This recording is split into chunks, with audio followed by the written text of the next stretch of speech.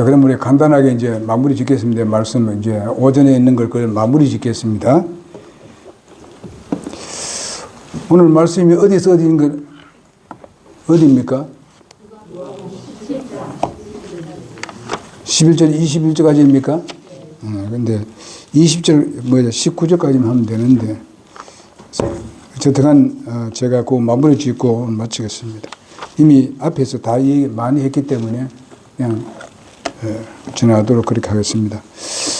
자, 그러면은 그 말씀 가운데서 특별히 누가 감사해야 되는가? 이미 우리가 말씀 들었습니다. 누가 감사해야 되는가? 고침받은 사람이라면 감사해야 되죠. 그죠? 여러분 무슨 고침받았어요? 죄의 병을 고침받았습니다. 누구를 통해서? 예수 그리스도를 통해서. 예? 그분을 영접하니까 완전히 새 사람이 되었어. 완전히. 여기 그 문둥병자들이 여기 썩고 들어가는데, 보니까 새살같이 되어버렸다. 새살로. 완전히 다르게 태어났다, 이 말이에요. 우리도 마찬가지입니다. 예. 어쩌면은 그 당시에 문둥병보다 더 무서운 것이 바로 죄의 병입니다. 예? 죄의 병이에요. 근데 우리가 거기에 대해서 항상 구원받았을 때를 의식하고, 오늘 찬양도 그랬잖아요. 우리가 구원받았을 때를 의식하고 생각하면서 감사해야 되죠. 그 감사는 곧 내 삶의 행복입니다. 우리가 부부지간에도 항상 조그마한 일이라도 고맙다고 감사도 한마디 하면요, 더 주고 싶은 마음이 있잖아요. 더 하고 싶은 마음이 있잖아요. 근데 뭐가 좀 이 짜증 내가 해버리면요, 하는 것도 싫어, 해주는 것도 싫어. 하나님은 더욱 그렇잖아요. 그분은 완전한 분 아닙니까? 우리는 서로가 실수한 적이 있지만은 부부지간에도 그렇잖아요. 근데 하나님은 완전하신 분 아니에요. 그리고 우리는 항상 구원받았을 때를 의식하고 예수님이 내 마음에 가장 가까운 데 계시는 거 한번 의식하면은 감사가 나옵니다. 나와요. 저도 젊었을 때는 그런 감사가 별로 많이는 안 나왔지만은 살면서 그 감사 나오더라고요. 나는 솔직히 말해요. 지금 두 집사님이 오랫동안 우리 교회에 초기부터 계셨잖아요. 요즘 생각도 감사만 나온다고요. 그 어려운 가운데도 계속 그 자리 지켜나온 우리 집사 부부, 나온 데 대해서 참으로 요즘 생각할수록 감사합니다. 여러분 모두 다 그래 되길 바랍니다. 그래 되길 바랍니다. 하나님께서 좀 지금은 어려운 것 같이 여기지만 그러나 분명히 거기에 대한 보상하실 겁니다. 틀림없이. 하나님은 살아계십니다. 약속하시는 분이 그 약속 안 지키겠습니까? 그리고 우리가 어떻게 감사를 표현해야 될 것인가 하는 것도 있고요. 특별히 우리가 알아야 될 것은 성경에서 죄가 많은 곳에 은혜가 넘친다는 말씀이 있지 않습니까? 많은 죄를 용서받은 자는 하나님께 더 감사하는 마음이 있습니다. 여러분 여기 성경 가운데서 보게 되면은 예수님께서 십자가에 못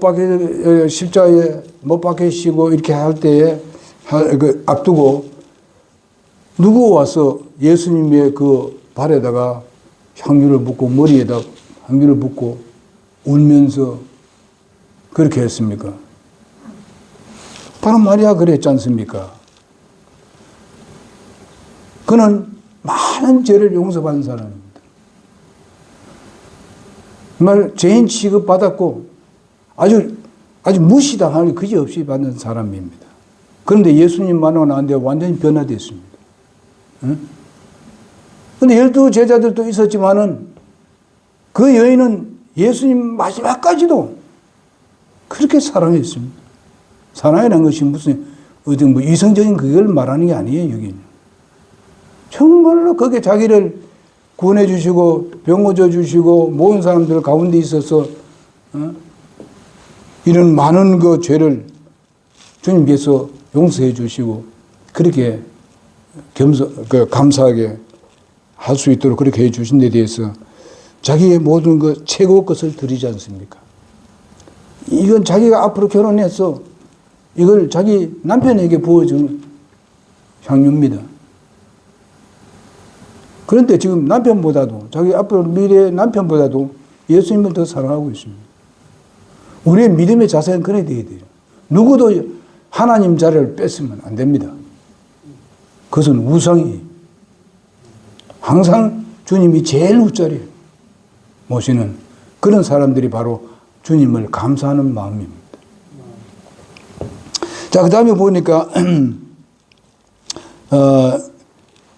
이 여인이 오늘도 그 말씀 보게 되면 유대인이 아니고 누구요? 사마리아 여인이었습니다. 이방인이었습니다.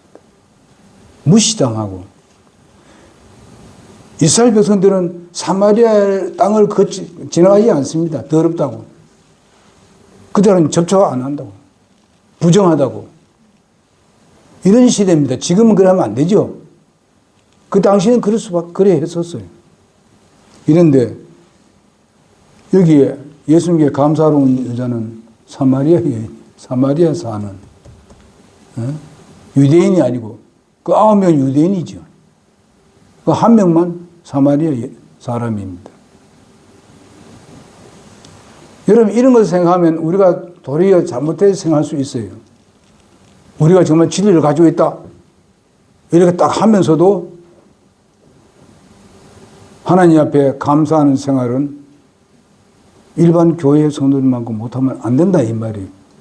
무슨 말인지 아시죠? 그런 기회를 우리가 빼앗기면 되나요? 그래서 우리가 항상 감사하는 마음으로 살아요. 그러면 교회에 나오는 것도 기쁘게 나올 수 있어요. 귀찮아가지고 억지로 나오고 이러면 안 돼.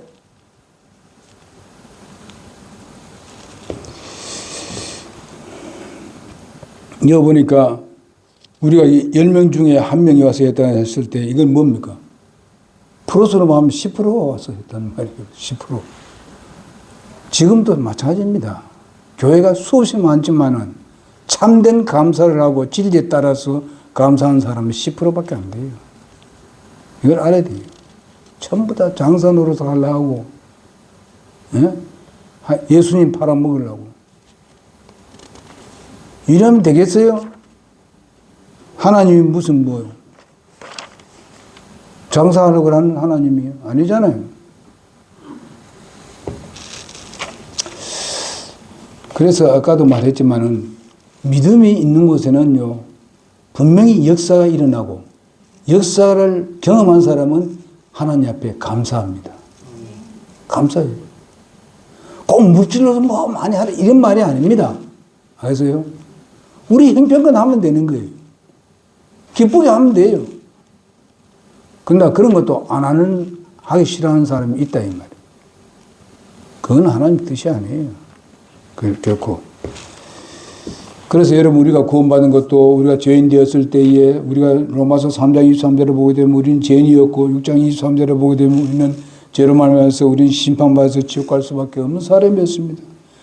그런데 우리가 사도행전 3장 19절에 보면 그것을 회개해야 된다고 말씀하고 있습니다. 여기 보게 되면 11장 18절에도 그렇게 말씀하고 있고 20장 21절에 20장 20절에 사도행전 다 회개에 대해서 말씀하고 있습니다. 그런데 중요한 것은 요한복음 16장 9절에 있는 거 믿지 않는 죄를 회개해야 됩니다. 네? 주님께 고백해야 돼요. 왜 그랬습니까? 예수님을 안 믿는 것은 뭘 말합니까? 어제도 말씀드렸지요. 하나님을 거짓말쟁이로 만드는 거예요. 내가 언제 하나님 거짓말쟁이라고 했습니까? 하나님의 진리의 말씀 가지고 우리에게 말씀하셨는데 그것을 안 믿고 무시해버리고 그건 거짓말이라고 하고 그걸 못 믿겠다 하는 것은 하나님 말씀 진리가 아니라는 이 말이에요. 자기는 그 말투는 안 했지만은 하나님이 받아들이는 데 있어서는 뭡니까? 네가 나를 거짓말쟁이 이렇게 말씀합니다. 그래서 성경 말씀 로마서 10장 19절에 보게 되면 내가 만일 내 입으로 주 예수님을 시인하고 하나님 그분을 죽은 자로부터 살리신 것을 내 마음에 믿으면 구원을 얻는다고 말씀해 주고 사람이 마음으로 믿어 의에 이르고 입으로 시인하여 구원을 이룬다. 그렇게 말씀하고 있습니다.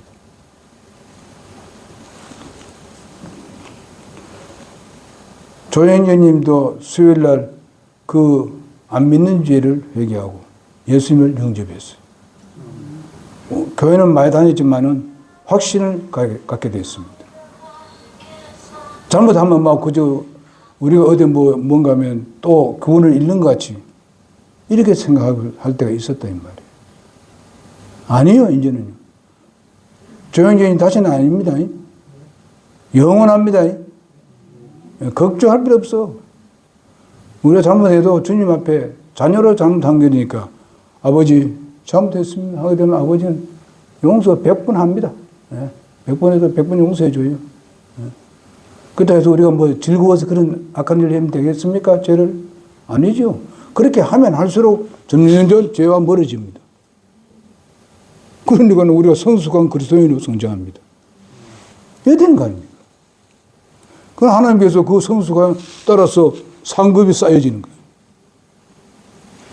여러분이 세상에 받는 상급하고 상상도 못 합니다. 그거는 그런 거랑 비교도 안 됩니다. 하나님이 그렇게 말씀하셨어요. 그 다음에 감사의 결과는 어떻습니까? 뭐 결과서는 뭡니까? 그 한 명이 와서 할 때 그냥 엎드리고 그냥 얼굴을 땅에 대고 막 그래 하잖아요. 우리는 하나님 앞에 감사하는 그런 마음의 자세로 해야 돼요.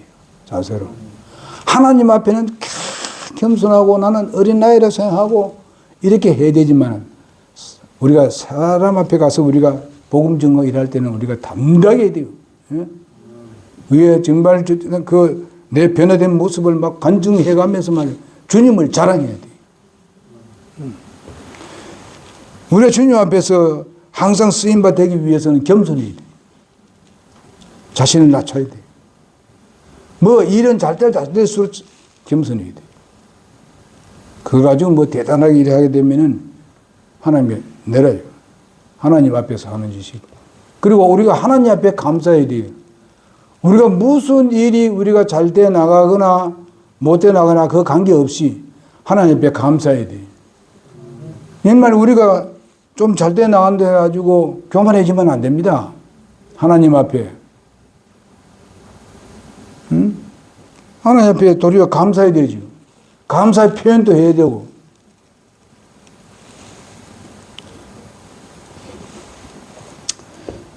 그래서 우리는 히브리서 2장 3절에 보게 되면 이렇게 큰 구원을 소홀히 여기면 어찌 피하리요. 이렇게 말씀하고 있습니다. 여러분 내가 구원받은 것을 소홀히 여기면 되느냐. 작게 생각하지 말라 얘기예요. 우리가 그냥 공짜로 받았습니다만은 그거는 예수님께서 하나님이 하나님의 피로 내가 구원받은 거예요.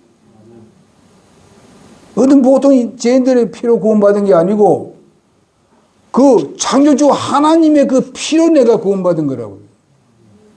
값으로 말한다면 뭘로 비교하겠습니까?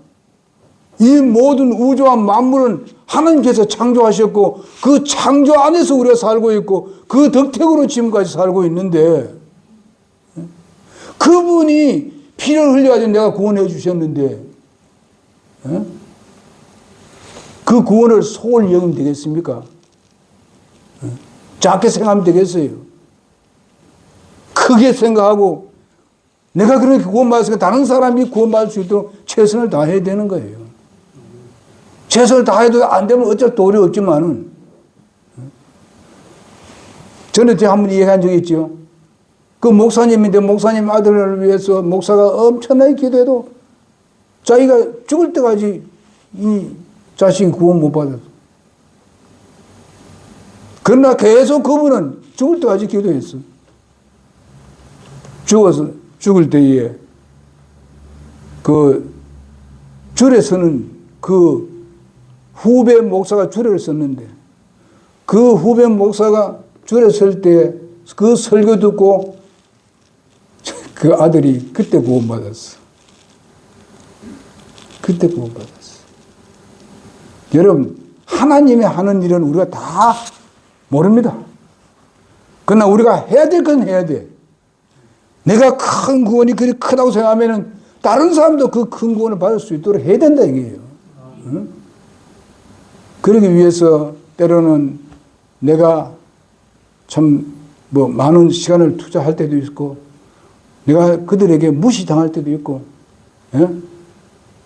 낄낄거리는 사람도 있고 그렇습니다. 그러나 우리가 그것 때문에 하나님께 나를 구원해 주는 게 얼마나 큰데 그것 때문에 내가 이제 포기해야 돼 이러면 안 돼요. 끝까지 해야 됩니다. 합시다. 하나님은 우리를 통해서 구원하기를 원하시고 계십니다. 비진리를 가르친 사람이 구원하겠습니까? 여러분 참진리로 구원받았잖아요. 그러니까 우리가 참진리를 가지고 있는 우리가 그것을 사용하지 않으면 안 된다 이 말이죠. 그러기 위해서 내가 항상 내가 구원받은 것을 감사하는 마음이 있으면 그들에게도 복음 증거하는 마음이 생깁니다.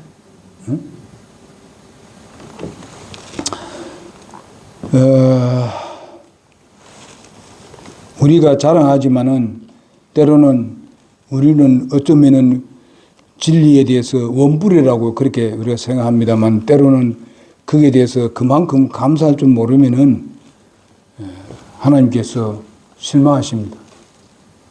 응? 참된 진리로 내가 거듭났는데.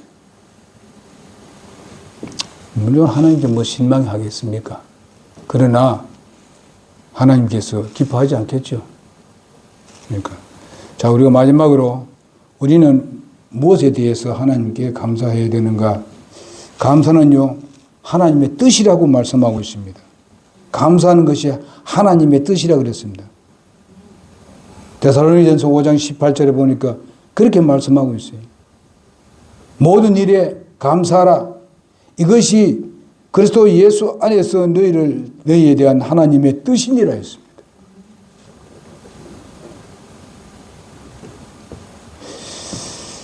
여기서 모든 일을 그랬습니다. 좋은 일만 생길 때 감사해야 되나요? 아니에요. 어려운 일을 당해도 하나님 이거 무슨 뜻인지 나에게 뭘 가르쳐 주십시오. 감사합니다. 하면은 가르쳐 줍니다.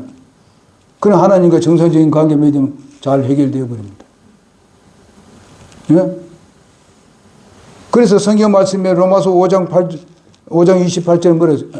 8장 28절에 모든 것이 합력하여 선을 이룬다 그랬습니다. 나쁜 거 좋은 거 다 합쳐가지고 결국은 하나님은 마지막 결론은 우리에게 선을 주신다. 좋은 것을 주시기 위함이다. 이렇게 생각하게 되면은 우리가 어려움도 감사를 받을 수 있습니다. 결국은 하나님께 좋은 걸 줄 건데 결과는 이건 우리의 소망 아닙니까? 이런 걸 그리고 있으면은 우리가 실망하지 않습니다. 좌절하지 않습니다. 하나님의 무슨 뜻이 있다 하고 새로운 힘을 가지고 일어서지요. 그래서 에베소 5장 20절에 보니까 모든 일에 인내해서 우리 주 예수 그리스도의 이름으로 항상 하나님 곧 아버지께 감사하고 했습니다. 항상 감사하고. 참 그렇게 쉽지 않습니다. 어려움 당하고 여러 가지 갑자기 무슨 큰 일을 당하게 할 때요. 그게 쉽잖아요. 그러나 그런 가운데서도 우리가 감사를 찾으면 하나님이 얼마나 기뻐하겠습니다. 알았다. 네가 현재 당하는 거 이거 빨리 해결해 주마. 하나님 그래 하겠지. 누구 원망하고 자기 부인이 원망하고 자기 남편 원망해 나하고 이놈 자식 때문에 그렇다고 이런 하게 된 가정이 무슨 되겠어요. 하나님 뭐라고 했어요? 이놈들이 무슨 짓이야 이게? 아직도 그렇게 모르느냐? 이렇게 말씀하실 거 아니에요. 여기 병진이 형제도 아파트 잘 됐지. 여기 형제가 아파트 잘 됐잖아. 이번에 딱 당첨되어가지고 그냥 들어가게 됐으니까. 하나님께 감사해야 되지. 하나님께 구원을 받고 나면요, 일이 짤 때 하나님 앞에 바로 하면은. 그럽시다. 그래서 우리가 이런 감사의 조건을 우리가 찾아보게 되면 굉장히 많습니다. 뭐 하나님께서 우리에게 베푼 은혜에 대행한다면 감사가 할 것이 너무 많아요. 어떤 사람들은 셀 수 없다 그랬어요. 그래요. 살아봅시다. 감사하면서 삽시다. 행복의 비결입니다. 승리의 비결입니다. 기도하고 마치겠는데 우리 나의 형제 기도하고 마치겠습니다.